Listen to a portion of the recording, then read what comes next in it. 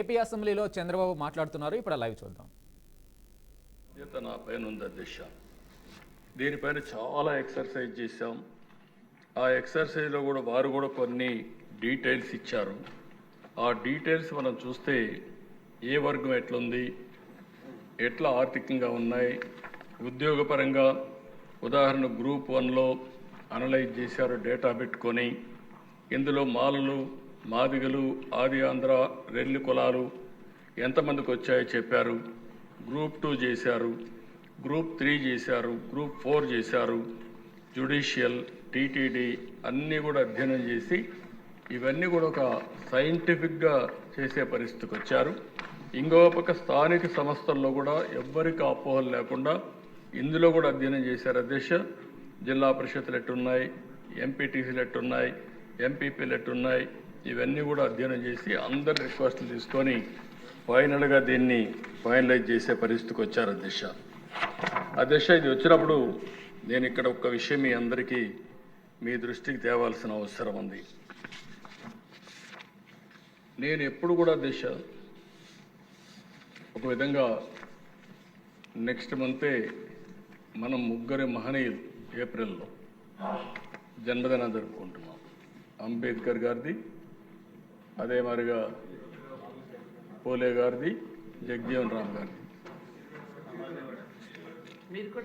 మనం నిమిత్తం మాత్రం ఒక నెలలో ఈ ముగ్గురు మహనీయులు పుట్టినప్పుడు వారి యొక్క జన్మదినాన్ని కూడా మనం జరుపుకునే సందర్భంలో దేశ ఎగ్జాక్ట్గా నేను ముఖ్యమంత్రిగా ఉన్నప్పుడు ఒకటి కేటగరైజేషన్ దిశ ఈరోజు చరిత్రలో కొన్ని జరుగుతూ ఉంటాయి. ఎగ్జాక్ట్గా 30 సంవత్సరాల కంటే ముందు ప్రారంభించి అనేక అడుగుదొడుగులు లేకుంటే ఇబ్బందులు, సవాళ్ళు ఎదుర్కొని మళ్ళీ సుప్రీంకోర్టు పరీక్షలో నెగ్గి సుప్రీంకోర్టు కొట్టేసి మళ్ళీ 7 మెంబర్ బెంచ్కి పోయి ఒకసారి సుప్రీంకోర్టులో కొట్టేసిన తర్వాత మళ్ళీ బిగ్గర్ బెంచ్ ఉంటే తప్ప ఇది జెన్యూన్ అంటే తప్ప మళ్ళీ యాక్సెప్ట్ చేసే పరిస్థితి రాదు. అలాంటి బెంచ్కి వెళ్ళి మళ్ళీ అది యాక్సెప్ట్ చేసి ఇది న్యాయసమ్మతం అని చెప్పి మళ్ళీ హౌస్లో నేనే ఆ కేటగరైజేషన్ తీసుకొచ్చే పరిస్థితి వచ్చిందంటే ఒకసారి లాంగ్ జర్నీ కాకుండా సామాజిక న్యాయం కోసం ఏదైతే నేను ఆ రోజు ఆలోచించానో అది సబబని ఈ దేశంలో అత్యున్నత న్యాయస్థానం చెప్పడమే కాకుండా అత్యున్నత ప్రజా న్యాయస్థానం కూడా ఈరోజు నిర్ణయించే పరిస్థితి వచ్చింది. ఇది జీవితంలో ఒకసారి దిశ కొంతమందికి ఒక రేర్ ఆపర్చునిటీ ఓసారి అనిపిస్తుంది.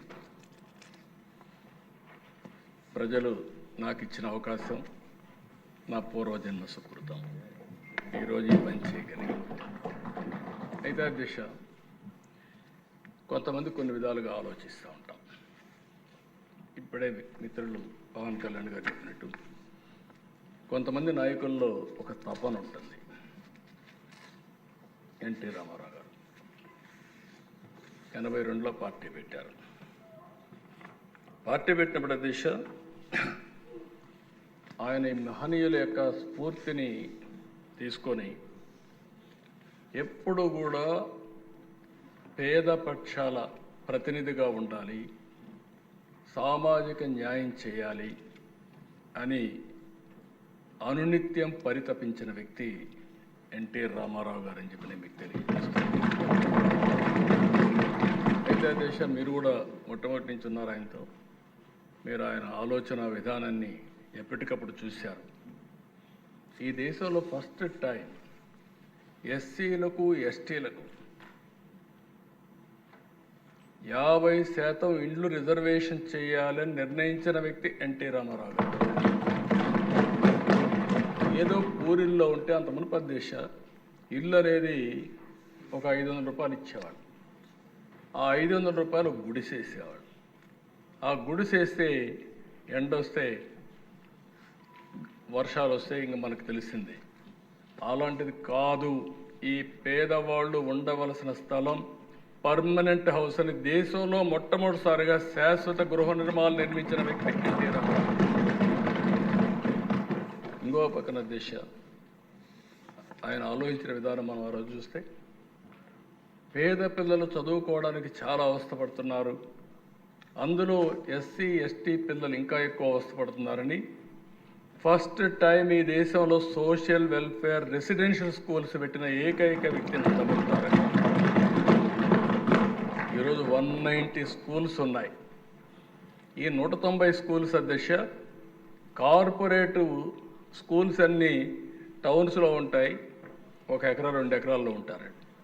అలాంటిది 10 ఏకర్స్ ల్యాండ్, 10 ఎకరాలు 20 ఎకరాలు ల్యాండ్స్ ఇచ్చి బ్రహ్మాండమైన బిల్డింగ్లు కట్టి బెస్ట్ విద్యా వ్యవస్థకు శ్రీకారం చుట్టిన వ్యక్తి నందమూరి తారక రామారావు. అక్కడి నుంచి దిశ అనేక కార్యక్రమాలు చేసుకుంటూ వచ్చాం. నేను ముఖ్యమంత్రి అయిన తర్వాత దిశ ఒకసారి చూస్తే ఎస్సీల పట్ల వివక్షత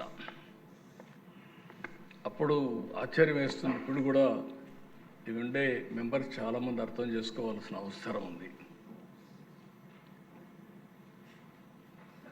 తెలంగాణలో అయితే బాంచేల్ని కాళ్ళు మొక్కతాం.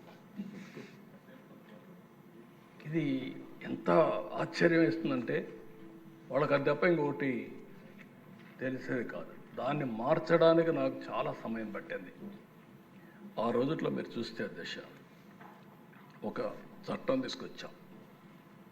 దీనికంటే ముందు నేను జస్టిస్ పున్నయ్య గారు, ఆ రోజు షెడ్యూల్ కులాల కోసం పనిచేసిన వ్యక్తి జస్టిస్ పున్నయ్య గారు.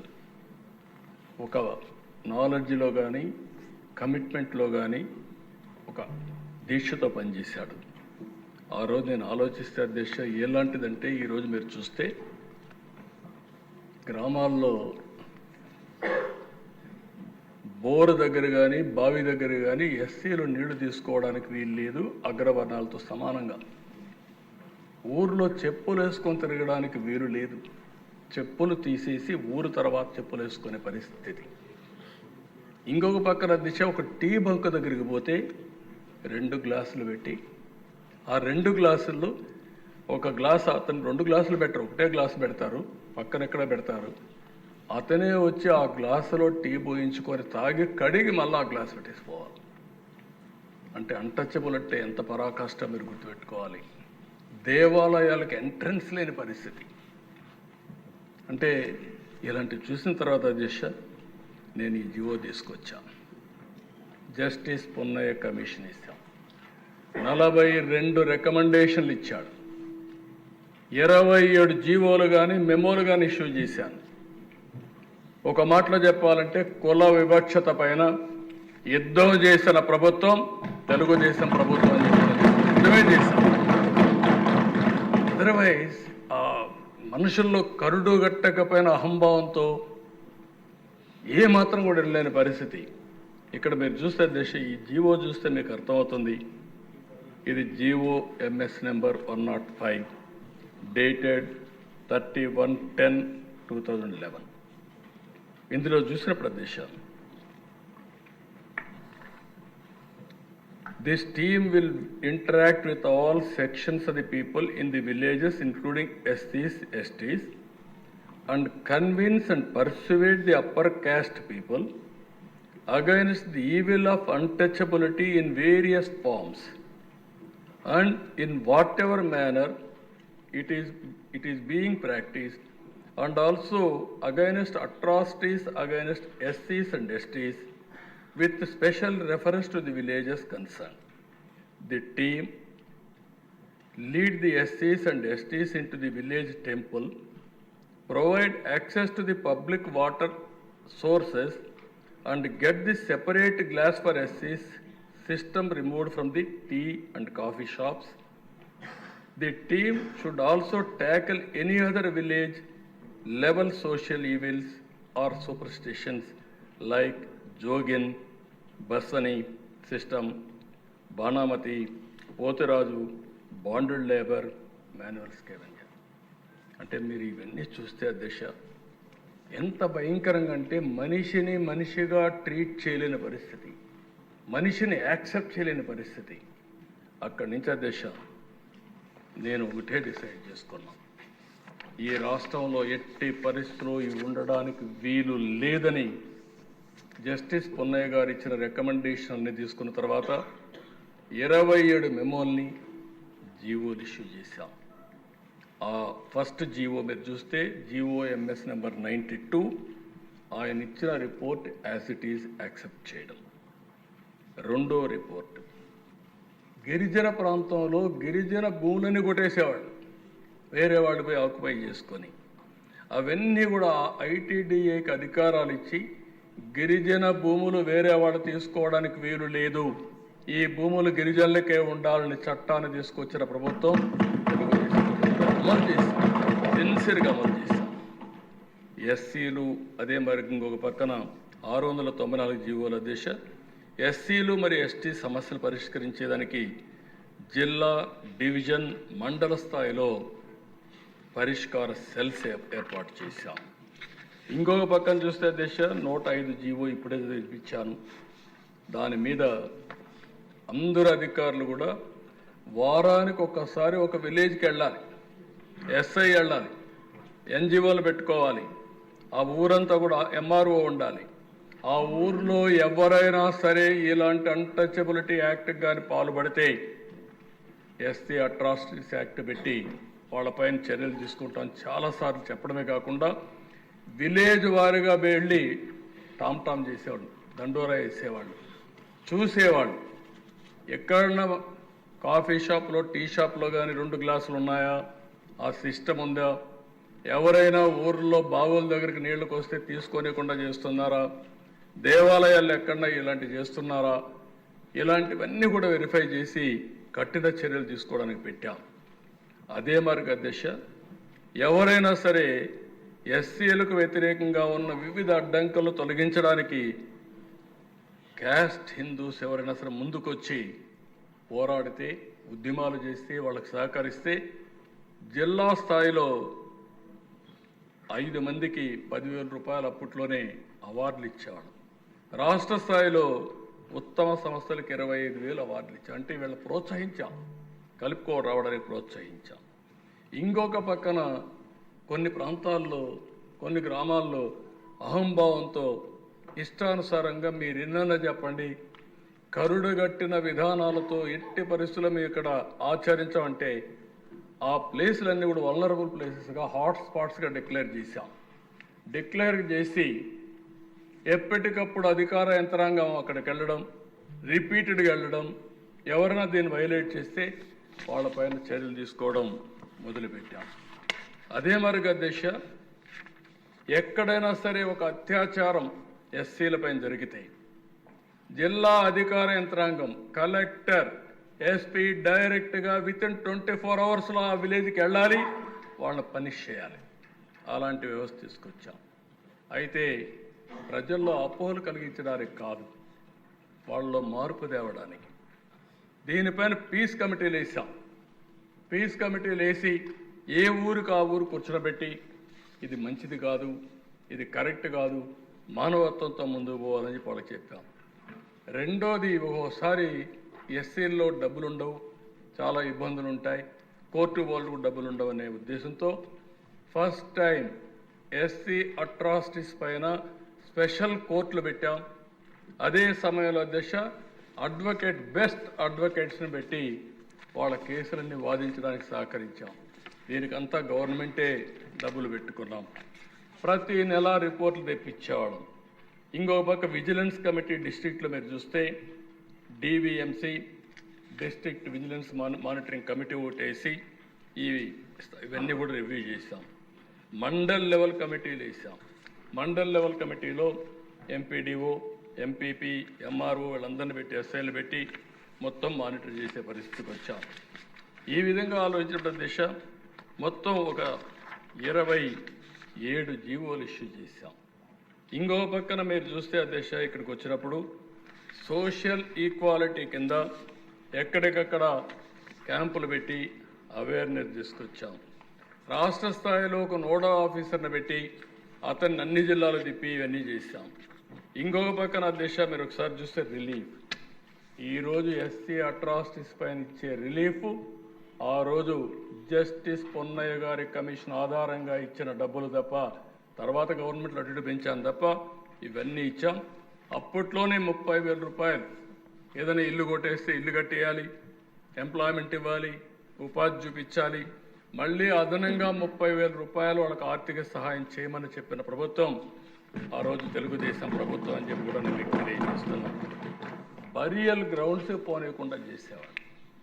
బరియల్ గ్రౌండ్కు రోడ్డు మీద ఉంటే ఇది మా పొలం కాబట్టి మేము పోనీయమంటే అవన్నీ కూడా ఎవిక్ట్ చేపించి చేసామని చెప్పి కూడా నేను మీకు తెలియజేస్తున్నా. ఇలాంటివన్నీ కూడా గ్రాంట్ కానీ ఎంప్లాయ్మెంట్ కానీ ఇవన్నీ ఇచ్చాం.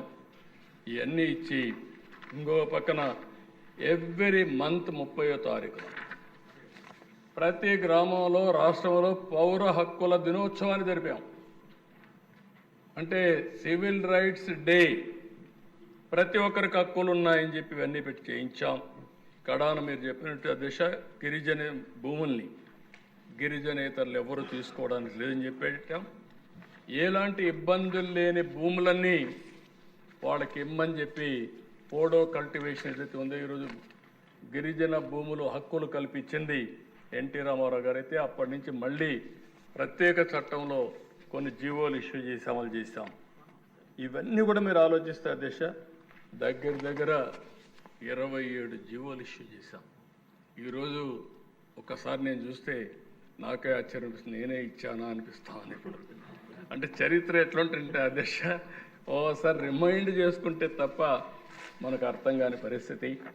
నాకెంతో ఆనందం. ఆ రోజు నేను చేసిన పని ఈరోజు కూడా ఒక సోషల్ జస్టిస్కి కానీ అంటరాని తన నిర్మూలనకు కానీ బ్రహ్మాండంగా పనిచేసిందంటే చాలా గర్వంగా ఆనందంగా ఉన్నా. నేను చేసింది రైటు, భగవంతుడు నాకు అవకాశం ఇచ్చాడు, ఆ అవకాశాన్ని సమాజం కోసం ఉపయోగించామని ఆనందం తృప్తి ఉందని చెప్పి కూడా నేను మీకు తెలియజేసుకుంటున్నాను. అధ్యక్ష ఓసారి కొన్ని అవకాశాలు వస్తూ ఉంటాయి, కొంతమంది సద్వినియోగం చేసుకుంటూ కొంతమంది చేసుకోలేరు. నేను ఎప్పుడూ ఒకటే అంటాను, ఈరోజు మీరు చూసే అధ్యక్ష ఫస్ట్ టైం బాలయూరి ఈస్ట్ గోదావరి జిల్లాలో పుట్టిన వ్యక్తి, ఆయన టాలెంట్ చూసాం. మీరు కూడా ఉన్నారు. ఎన్డీఏ ప్రభుత్వంలో స్పీకర్గా పెట్టుకోమని ఆనాటి ప్రభుత్వంలో వాజ్పేయి గారు రిక్వెస్ట్ చేస్తే 2 ప్రభుత్వాలకు కూడా సయోధ్య ఉండాలి, కనీసం మీరు మంత్రులు తీసుకోకపోతే పోయారు, ఒక స్పీకర్ని తీసుకోమని తెల్లవారితో నిర్ణయం చేసి ఆయనకు ఇన్ఫార్మ్ చేశాం. మొట్టమొదటిసారిగా లోకసభ స్పీకర్గా ఒక దళితుడిని చేసిన పార్టీ తెలుగుదేశం పార్టీ. బ్రహ్మాండంగా రాణించాడు.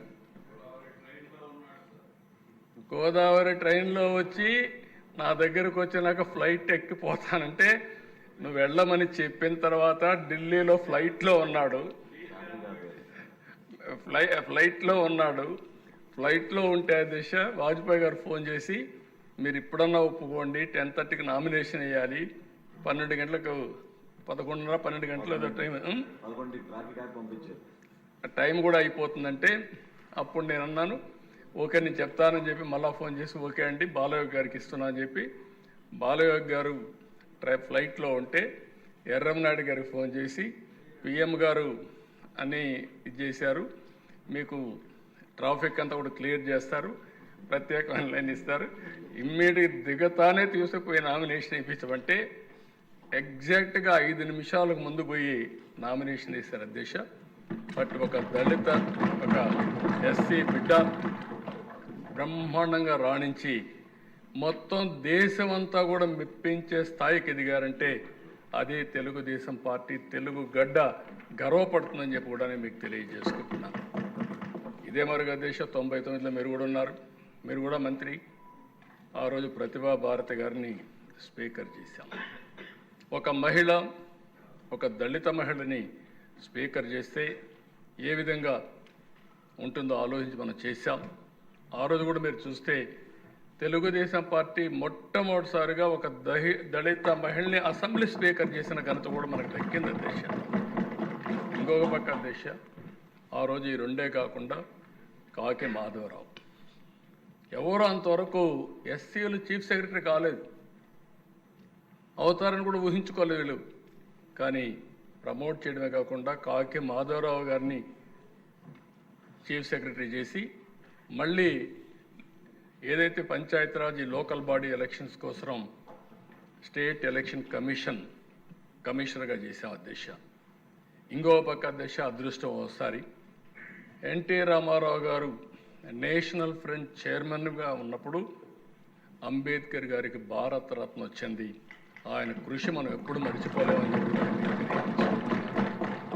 ఇంకొకటి అధ్యక్ష, మీరు ఒకసారి చూస్తే మళ్ళీ ఎన్డీఏ గవర్నమెంట్లో